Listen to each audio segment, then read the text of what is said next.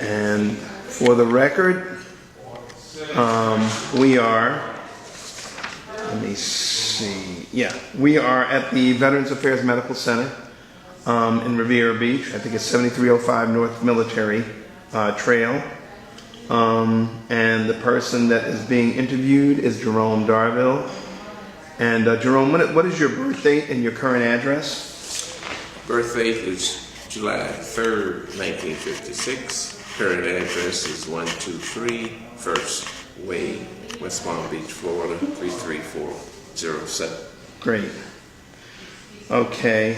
And my name is Carlton Cartwright. I'm the Executive Director for the Children's Coalition Incorporated. And I'm also in partnership here with the VA Hospital, performing these interviews. What war, if you were in war, or what branches what branch of service did you serve in? I served in the United States Army. I didn't serve in a war. I was serving during the Cold War area, which was in 1978 through 81. Okay. And what was your rank when you separated from the service? My rank when I separated was E4, Corporal. Okay. And where did you serve? I served in 2 duty stations. I served in Berlin, Germany, and then I served in Fort Bragg, North Carolina. All right. Were you drafted or enlisted? I enlisted. Okay. Where were you living at the time? At the time when I enlisted, I was living with my grandfather. Mm-hmm. Okay. And why did you join? I joined the service because, after days and days of pondering whether I should go in or not, I was 19 years old, young man without a good job. I was working for the Public Works Department.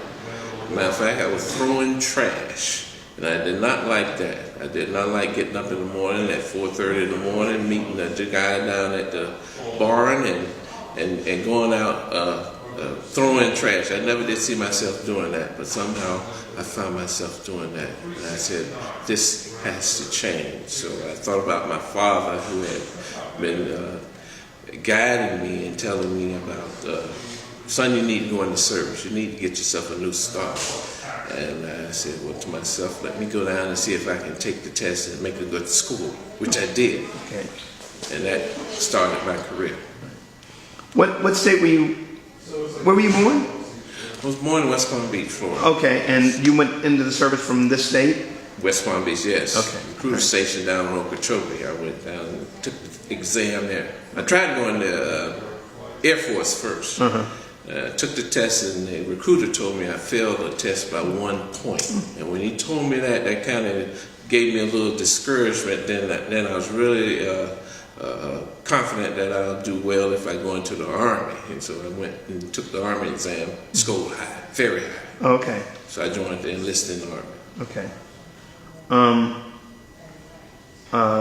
Do you recall your first days in the service?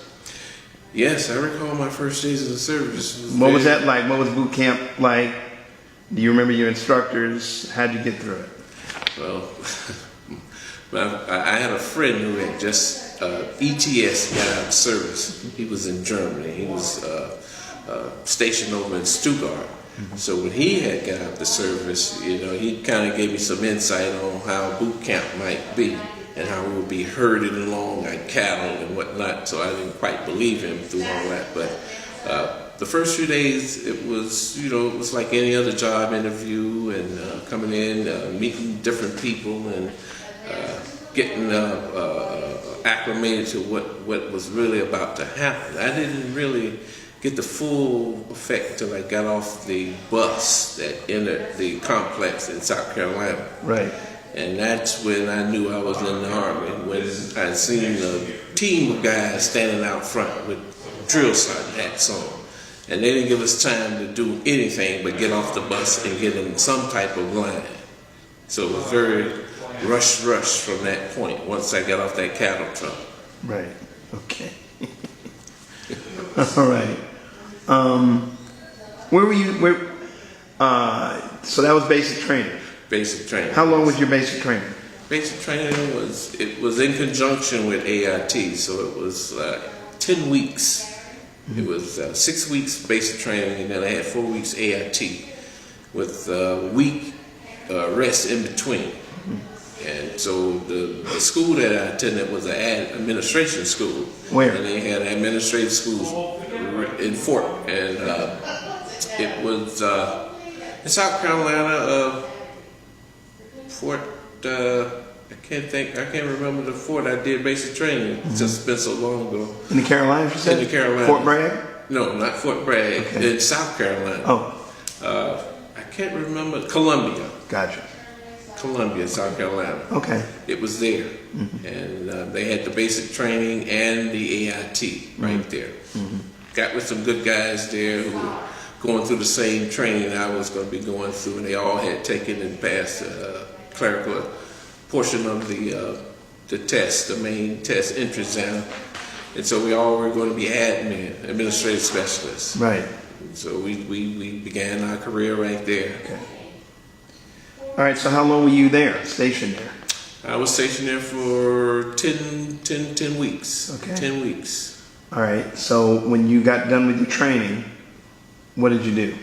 After the 10-week training there, they gave us leave, came home.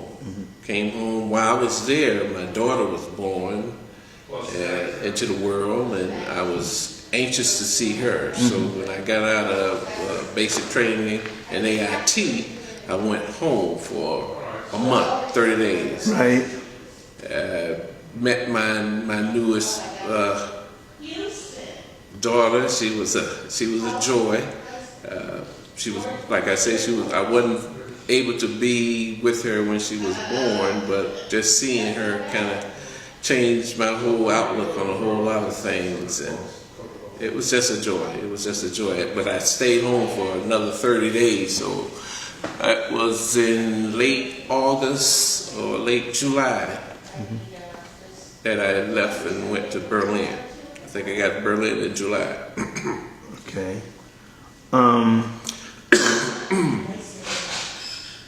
What were you doing before you went into service?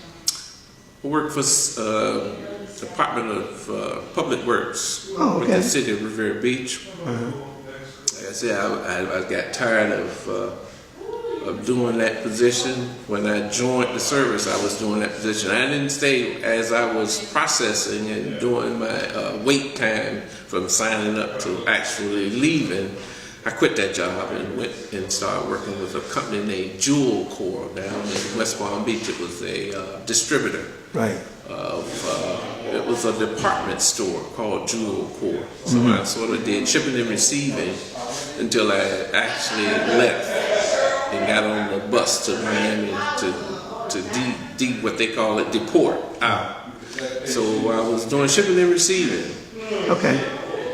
Hold on one second. All right, so you're telling me you remembered Now I remember where you were. where my basic training was. And where was it? Fort Jackson, South Carolina. All right, hold on, let me. Yeah. Fort Jackson. I got you.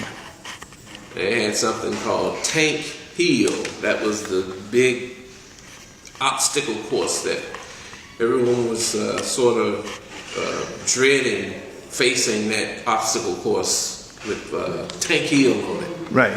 Yes.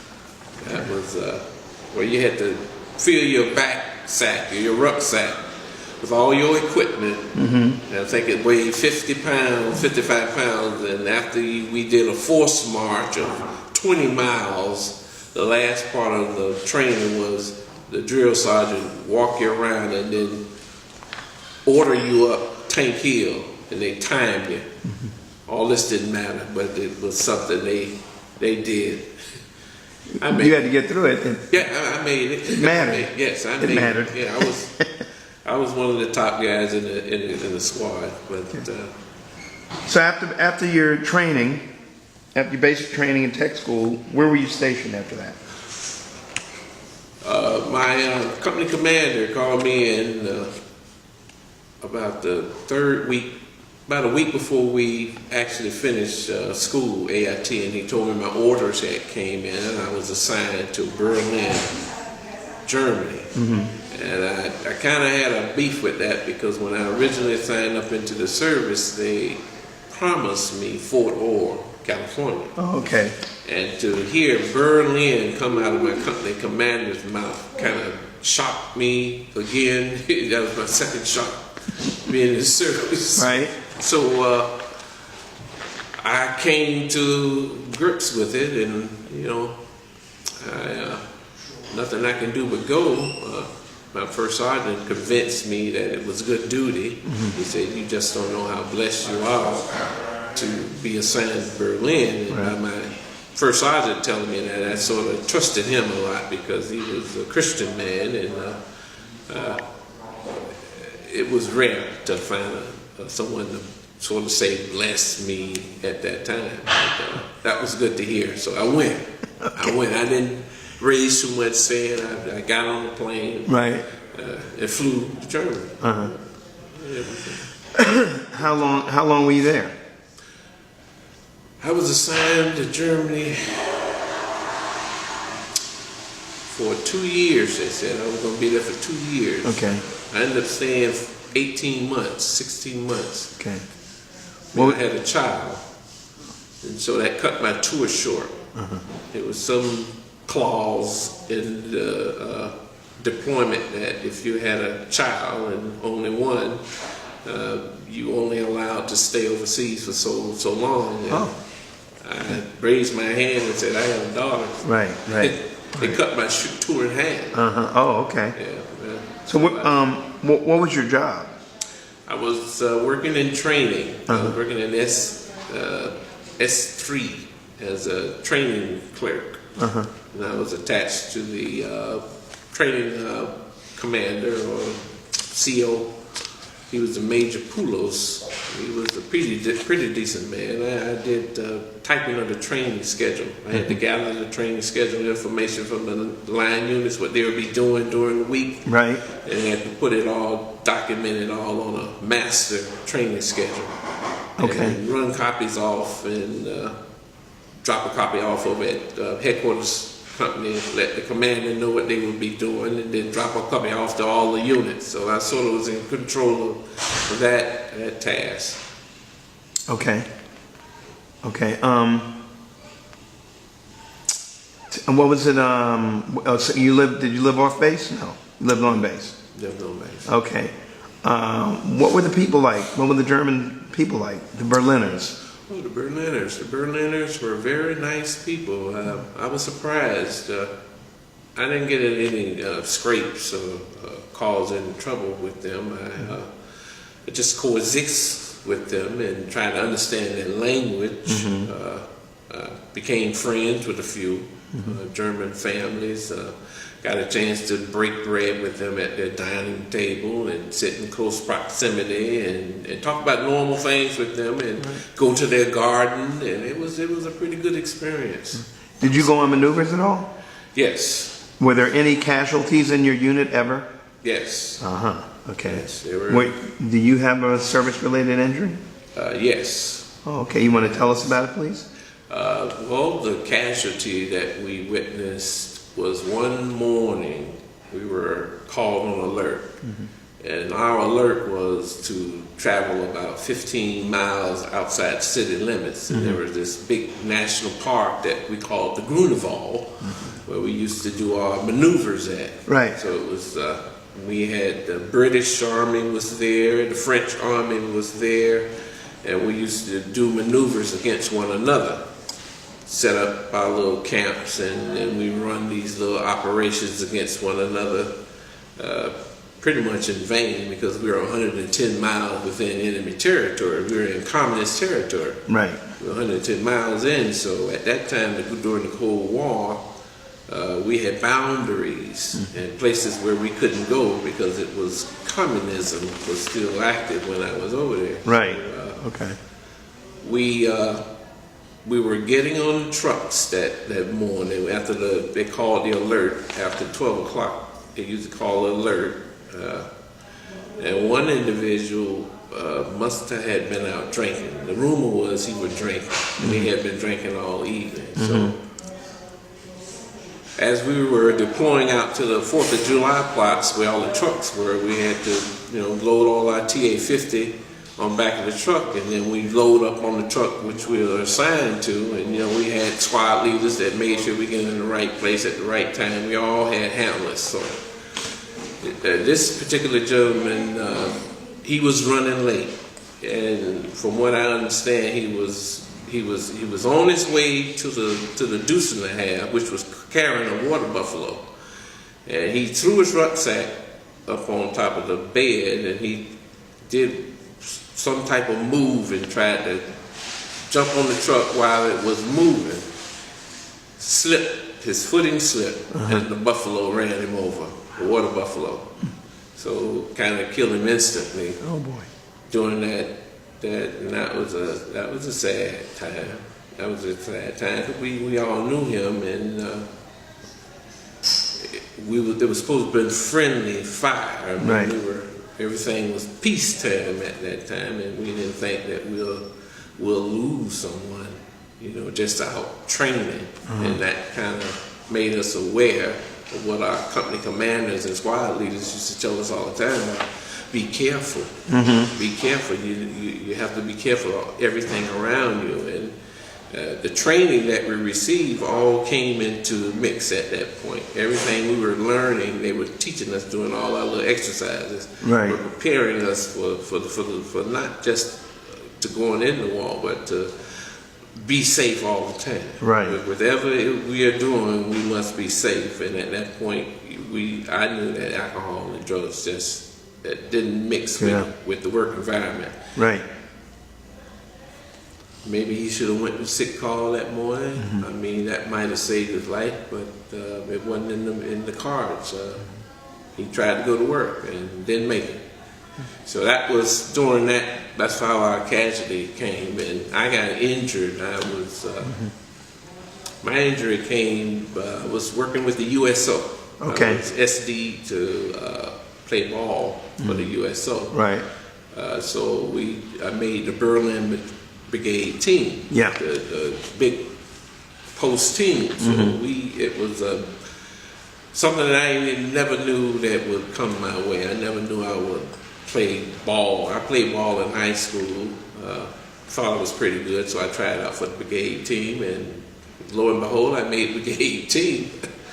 As a reserve, I've seen some guys that were really good. I mean, I never imagined that I would make the team, but I worked hard at it, and after doing well inside the battalion, right, that kind of gave me confidence that maybe I can do this and try out for the brigade team. Because I pretty much had whooped everybody in the battalion.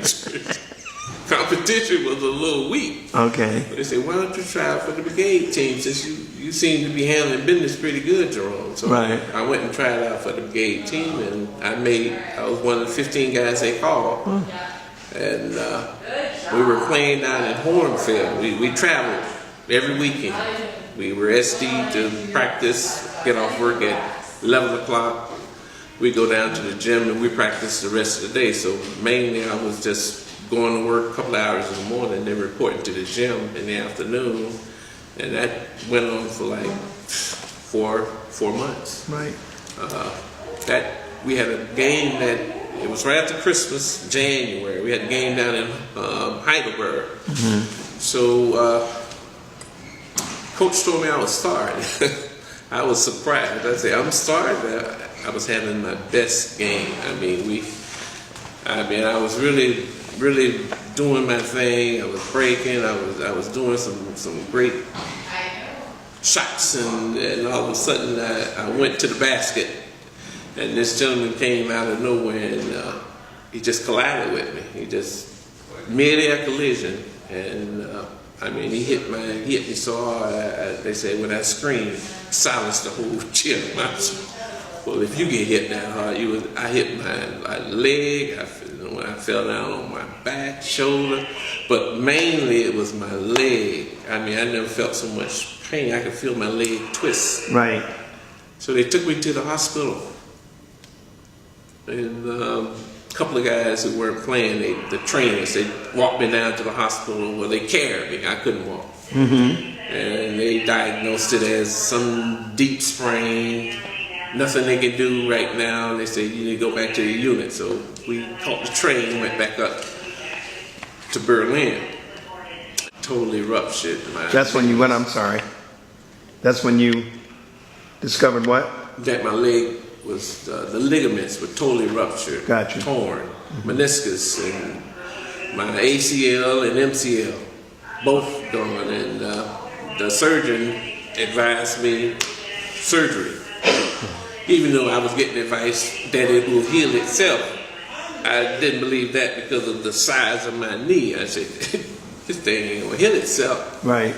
So they did my surgery there, right there in Germany, right at the German hospital. And it was a bad surgery, but I did the best I can to recover. I mean, I don't think it was a good job. The guy who did the surgery said he was the ski team, the German national ski team. Right. Still didn't accomplish much. I never did play again after that. Really? No. Sorry to hear that. No. Yeah. Thanks. Okay. So. Tell me about a couple of your most memorable experiences besides the ones you've already told me about, which are memorable. I got a chance to visit East Germany. That was a memorable experience. And while I was over in Europe, I got a chance to meet some fantastic guys from all over the world, work along with some very sharp guys, and it was just a travel. It was a travel from West Palm Beach to Berlin, Germany. It was just a fantastic thing, just to realize that. Right now, I look back on it as, what a blessing it was. Just like Sarge said, never dreamed I'd go that far, but that was a good experience. I see. Okay. Were you awarded any medals or citations? Yes, I received they gave a letter of appreciation for my serving. After the surgery, I left the S3 and worked. They sent me to drive a vehicle at this point. Right. I was driving a truck. For some reason, they merged me into a truck. I didn't know. Cross-training. Yes, they put me in a truck and... You had to go to school, didn't you? Yes. CDL? Yes, CDL school. Where'd you go to school? Right there in the motor pool. Okay. They had a big truck and they put me in it and just let me drive all day. Okay. And that was my training. Did they give you a license? Yes, they licensed me. Well, that's good to know. And then they sent me to we had an outpost. I didn't even know we had an outpost. Right. That was something like 100, no, it was something like 50 miles. Past the wall. Got it. Just out there. I'm like, what?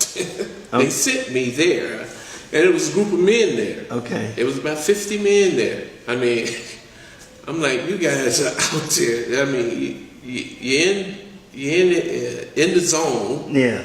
And they need supplies. Right. So they put me on the truck. Me and one guy, we went through the checkpoint, and we went on out there to where they were at, and we dropped off their supplies. And that was a run that my sergeant was so nervous. He had me nervous, but he was so nervous that whole trip. He just was like, everything in the world was going to happen. And I calmed him down. I said, look, we're only going to make this run. We're going to be right back. Was that your NCOIC? Yes. Oh, and he was with you? Yes. Oh, Lord. Okay. He was so nervous because we were going through the checkpoint. Checkpoint Charlie. Yeah, and nothing was going to protect us out there. Right. We were on our own. Yeah, I got you. So he was nervous. Mm-hmm. We didn't get stopped. We made the trip, we offloaded supplies, and we made it back. But that was something like to this day, I'm still curious about what was that all about. Right. Because I've seen some movies, and That was 1980 what? that was in '79. 79. Yeah, '79. Oh, well, that was before the wall came down. Yes. I don't blame him. I was looking I don't want to take anything away from your interview, Yeah. but I understand how he felt because I went to Berlin just before the wall came down on the troop train Yes. from Wiesbaden. Yes. And it was a nerve-wracking experience because the troop train only went at night. All right, and there was armed soldiers outside, and we didn't have any weapons. Yes. I wasn't happy. Okay. None of us were. It was similar to Yeah. that. Yes. You're 3 years younger than I am. Yeah, they had the AKs. Gotcha. Yes. So you just, it's Yeah, good. he was so curious. Only one of you needed to be that nervous. Yes. Yeah. I don't think it was meant for me to be. I think it's good that the driver wasn't. Okay. So let's. Yeah, but that was sort of. So what did you get your medals and citations for? I got one citation for good conduct. Okay. I got a good conduct medal and the occupation medal. Okay. Those were two medals that we wore on our dress blues. Right. And those were the only two medals I received while I was in the service. I didn't get anything else. I didn't stay long. ETS, they put me out. They were thinking medical out at one point, but I went on and signed out, deroached out. Right. But then I tried to come back. But they, after signing out, they won't let me back in. Okay. Yeah, the knee was too bad. I couldn't pass the physical. They wanted me to jump from a table and all. I couldn't do it with the limp. And Right. Yeah. So How did you stay in touch with your family while you were in the service? we wrote letters. I called. I did attempt to contact my family while I was over there. Mm-hmm. Not as much as I should have, but I did contact. I have a son in now, and he don't contact at all. I thought I was bad. No email, no nothing? He does a little bit on Facebook. Okay. I mean, he has a page, and I had to come to terms with that because I was not a Facebook communicator. I didn't know how to do it. Right. But his girlfriend told me he's on Facebook. Gotcha. So I had to go find out Facebook, and so we finally connected, and we've been communicating back and forth since then. And I still tell him I'm not happy with this Facebook. Right. I type him that all the time. Right. I'm not comfortable. Right. I said, can't you put it on paper? I write him letters. Oh. They send him pictures in the mail, something Right. he can tangibly hold. Yes. So I want something I can hold. I hear you. But Well, maybe you could at least get him to at least email you a letter instead of Facebook. Yeah, he's from the old school. From the New school, right. Yes, he haven't got the paper and pencil yet. So I got you. He's in Korea, so. Oh, all right. What was the food like while you were in the service? We used to run and eat to the Air Force Base. Every chance we got. It was something different, because we got tired of the same old. Thinking back, those guys did a pretty good job, though, but we were just wanting different. I was in the Air Force. You were in the Air Force. All the Army guys used to come down there. Yeah, when I was at Fort Bragg, we used to go out to, I think it's Pope. I think it was Pope. Pope Air Force Base, yeah. We used to run over to Pope. And then Berlin, we used to try and make it out to Tempelhof, somewhere over there. They had the Air Force Base, and it was just a long. We had to catch the U-Bahn and all that. Autobahn? Like, good God. Yeah. That's a long trip. Yeah. No, I never made it over that. It's just to eat our. But we had good food. And speaking of traveling, yeah, we had where all did you travel? I didn't go far. Only when I got in the Army, when I made the USO team, I did travel. Where'd you go? We went to Frankfurt, we went to Stuttgart, we went to Heidelberg, 4 games. Is there one mother? Hornfield? Did I say Hornfield? I think you mentioned that before. Yeah. Yeah, we went to Hornfield. So those were the only places, and it was only for a couple of days. You know, we left on Friday, come back Sunday. Right, but you went. You got to travel around. We got to never went to France and none of that stuff. Right. But if we had Well, you went to East. in East Germany. Hello. Yeah, So, East Germany. yeah, That was another East Berlin. world. That was another world. We stayed there for about 6 hours, Okay. walking around. While you were in the service, did you have plenty of supplies? Yes, we had a PX that was well stocked, and my parents used to send me things that I really miss, little canned goods and stuff that I didn't see for a year or two. After 2 years of not having it, I used to ask my father to send me hot sauce. Right. He used to pack the hot sauce and ship the hot sauce with some Vienna sausage. I said, ship me some Viennas. They don't have Viennas over here. They got C-rations. And you're in Europe, huh? Yeah, they nothing. Well, they had the real thing. Yeah. Not what you were looking the for. potted meat. They used to smash it. Yeah. I wanted the whole sausage. Oh, gotcha. So we used to get those and pigeon peas. That was a dish that my mom used to fix on Sunday. Rice Pigeon peas and rice, yeah. I used to whip up some of that for the guys. I said, "You guys don't know this is Bahamian food here. This is West Indies food. Okay. I have to have me some pigeon, some rice and peas, man. Okay. Put me some bacon, Beans and rice, yeah, man. Yeah, and some I got onions. I whip that up on Sunday, and I'll have the whole place smoking. Right. So they used to ship me little things like canned goods, and that was made my stay a little pleasant. Okay. Yeah. I want to ask you, did you feel pressure or stress in your job? Yes, it was pressure. Working in training, I had a E8 and an E7 and an E6 in the same office. And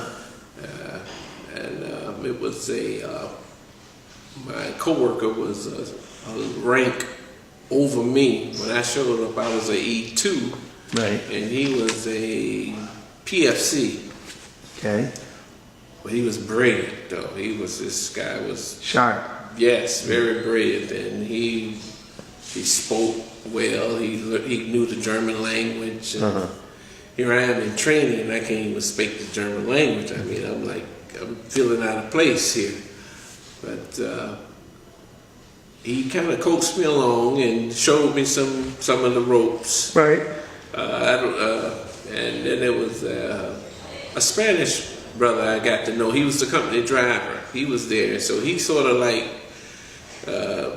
eased some of the pressure because he was always laid back. He would never let it get too thick. The pressure that they was trying to put on me, he'd say, "Look, Phil, don't worry about all that foolishness. You a soldier first." Right. He said, "All this stuff there, that's just window dressing." It was a line unit. It was an infantry unit that I was in. So there was infantry soldiers all around me, and here I am stuck in the middle of the infantry soldiers, 71 Lima, Right. with a whole bunch of 11 Bravos, and it didn't mix too well, but I did the best I could.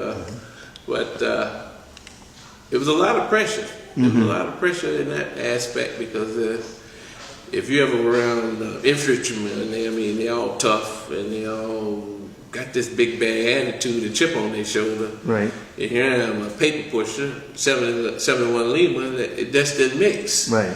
But I had a couple of good guys around me. A couple of good guys around me. Okay. And I was curious why they put me in a line unit. Me being administrative, or most of the administrative personnel was over in headquarters. I was assigned to an infantry unit. I said, well, maybe it's my size. I was a big guy. I got you. Yeah, so they said he can handle himself out there. Okay. Well, you made it back. Yeah, I made it back.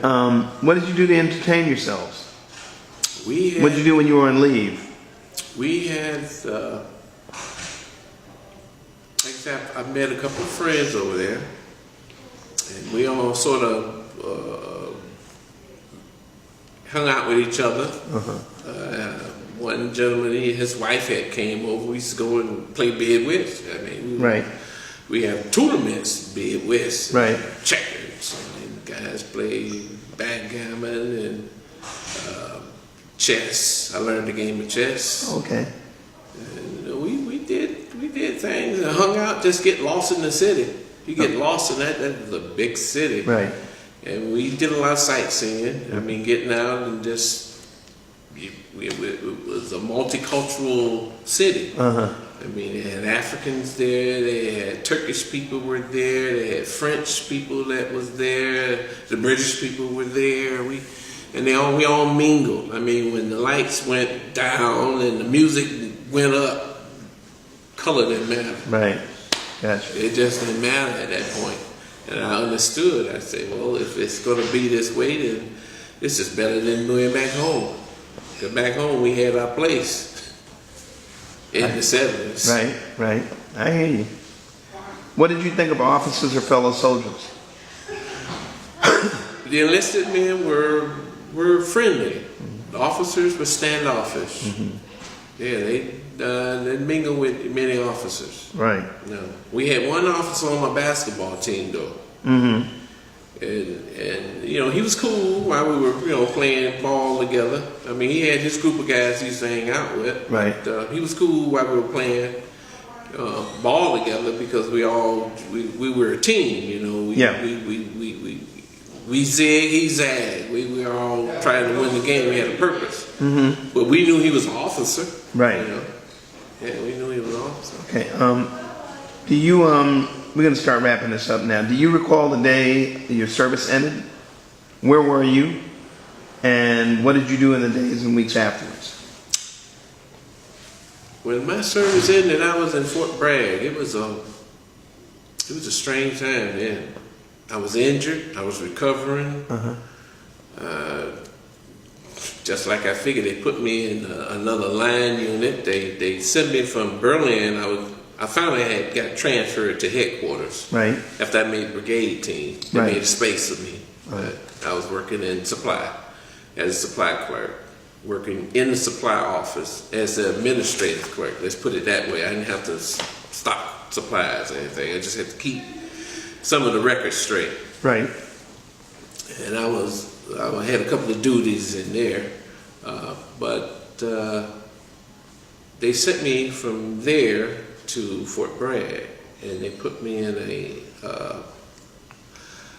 over with the infantry. Got it. Now this was a different infantry. These guys combat ready. These guys were combat ready. Over in Fort Bragg, it was no joke. It was live. When I got there, the company commander said, "You gonna run?" And my leg was already tore up. It was tore up. He said, "If you ain't gonna run, you gonna walk." You gonna walk. Right. I knew right then I was getting out somehow. Right. I had to get out. So somehow, maybe me, just being me, I somehow found another position. I got in a PSYOP battalion, and that was psychological operation, and that was right up my alley. Okay. These guys were spooks. They were spooks. Everything was spooky. Yeah. But I was a clerk there. Yeah. The things that came across my face, I knew not what it was. That I kept it that way until I had ETS out of there. Uh-huh. And it was just, I never knew what was going on. To this day, I don't know. Right. But it was a good position for me to have to end my service with. Okay. And the guys in the barracks were so young and wild. I knew this army wasn't for me. I said, this army done changed. These guys were wild. I mean, they didn't sleep at night. They just tumbling all night long. I had locked my door half the time. I said, these guys are wild. They just were wild. They were wild. I couldn't wait to get out of there. It was wild. I got you. What did you do in the days and weeks after you separated from the service? Did you go back to work? Was your education supported by the GI Bill? No, we had to pay half. You pay half. Uncle Sam give you a whole. Okay. You save 50%. He match it and give you half. All right. So I matched. So that was the GI Bill, wasn't it? Yeah. No, it wasn't It wasn't the Montgomery building. Okay, it was a different one. Yeah. But you still used what was available. Yes. I got you. I managed to get a piece of that, you know, because I dreaded to put money into something. I said when they had the Montgomery bill, they abolished that, stopped it. Right. But so what? I said I'll pay for this other schooling, and then I hung out with some guys who finished their degrees while they were in. Right. I mean, the guys I hung around with, they were getting their degrees then, and I was just too in some place. I had some things going on. I didn't finish my degree. Okay. No, I didn't. No, I didn't. And I bypassed that. Got out. I tried to go to school in. I had some things going on my mind. I don't know what they were. Just being young, I guess. But I had some very mature guys around me. I was going to ask you, did you make any close friendships? Yes, those guys were. Well, after we got out, we never did. We tried to contact one another, but we just didn't seem to touch base. Seemed like I was gone when they were calling the house, and they were the same when I called them up. But some of the guys who were with, I mean, they were working on their doctorates, and they were heavy, man. I was like, man, I'm too far behind. You know, I thought I was so far behind, it didn't matter. I said, look, I'm so far behind. Why try it now? Yeah. So I focused on. And you should have. Well, I did try. I went out, and you know, actually, I didn't. I was just not into it. I hear you. But I did try a class or two when I got out of the service. I ended up getting married. Okay. You know, I was in school doing well, and then the next thing I know, I was married. They had a baby on the way. Right. And bought a house. And I was like, wow, this really done jacked me up. Now I had no school at all. Right.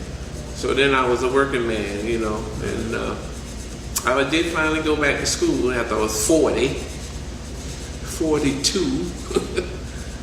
Don't complain to me. I just graduated in 2008. So, and now I'm working on another degree. Don't you? Okay. You're preaching to the choir. Yeah, there you go. I have a good friend of mine. She's older than me, and she's working on hers too. And she said, "Look, Jerome, it's never too late." There you I'm go. Still being encouraged. Did you join any veterans organizations? Yes, I'm a lifetime member of the DAV. Okay. All right. And that's. I used to attend meetings, and they were grooming me for one position. I just stopped. I got called as a deacon at the church. Okay. And after being called as a deacon, my days and nights been filled with matters, church matters. And they keep me busy. Okay, I'm sure of that. Yes. And you can tell me, I know you have a job now here at the VA hospital, but when you got out of the service to now, what careers have you had? When I got out of the service, I was hired by a gentleman named Larry Springer. He owned Water Equipment Technologies. In waterworks, I had dabbled in waterworks. I had my C license. So he hired me to manage his equipment and work in his stock room, which was a lot of possibilities, which I was too young to see. I left there and went and worked for the United States Postal Service. Okay. They called me, and I think I was 26, and I was just getting married. I was just thinking about getting married. I mean, she was there. She was on my mind, so I told her that, and the next thing I know, I was married and working with the post office and building a house. And I worked 15 years with the Postal Service. Okay. So that ended, and that's how I got here to the VA. You know, we divorced. We were up in Pittsburgh. We transferred from here to Pittsburgh. And I stayed there for 10 years and worked in Pittsburgh in ice and snow with her, trying to fix the marriage. Marriage just didn't get fixed. Gotcha. Situation, location didn't work, nothing worked. So I ended that, and I got back in school. That's when I went back to school. Okay. That's when I was serious. The computer had came out, and nothing I can do match that computer. Everything where I went, they spoke computer, and I'm like, "Do you speak computer?" I'm like, "I don't know what computer is." So I went and talked to the gentleman at building 10, and he said, you know, you're 30%. You can go back to school.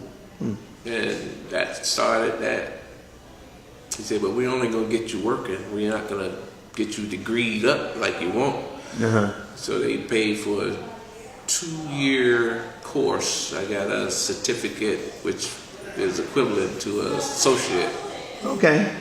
And computer science, very light, not into the programming or nothing, but just applications. Right. Working in the applications.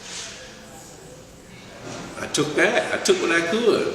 I got you. They was giving it, I was taking it. Especially they mentioned computer, because everywhere I went, I said, I can't get a job with this. They talking about computer, so.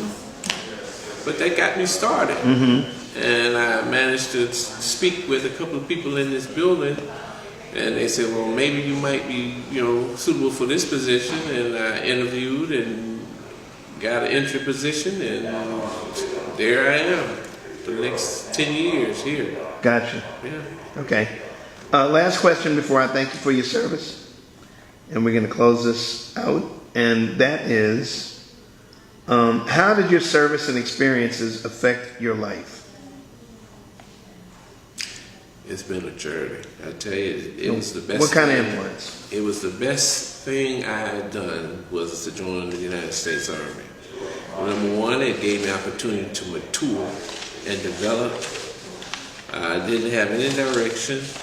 My father was a Marine, and he was a graduate of Southern University. So he encouraged both. Whether you go into school or whether you go into service, both was a good choice to him. Right. And I chose the latter. I said, well, I'll go to the Army, because school just didn't get along. I just couldn't network well enough to do school. So it gave me an opportunity to get out and do some things, learn some things, and learn how to live and take care of myself, because I did not know how to do that. Growing up with 7 brothers and sisters, we all depended on each other. You know, when you separate the lamb away from the flock, what's going to happen? The lamb's going to perish. And it took a little time for the lamb to learn how to survive. But somehow, with the training that I acquired while in the service, how to, you know, protect yourself, all the things I learned in the service, I use now. It's just survival. It's just basic survival. I mean, it's a dog eat world, and spiritually you have to be connected. And they even taught me that in the service, because believe it or not, every Sunday, Drill Sergeant used to tell us in the barracks when he walked in, he said, anybody going to church? He going. I'm like, okay, something must be up to that. Right. I started going, and you know, it took a while to figure it all out, to really get grounded spiritually, but you know, it happened. just a little faith. They say just a mustard seed worth, and he can take that and use it, and he used that little grain to open up a whole universe to me now, which I really understand and comprehend. So. I thank God for the service. Everything happened for a reason, and he used it all for his glory. I figured it was just part of the process he had to use in me to get me to understand him better, in which I did, you know, through life, through death, through growth, birth, all just came to just one point for me. And without that, I couldn't reach where I'm at now, you know. It made me who I am. Yeah, it did. Okay. It's a tough one. All right. Well, I want to thank you for the interview, and I want to thank you for your service. All right. Thank you. Yeah, absolutely. All right.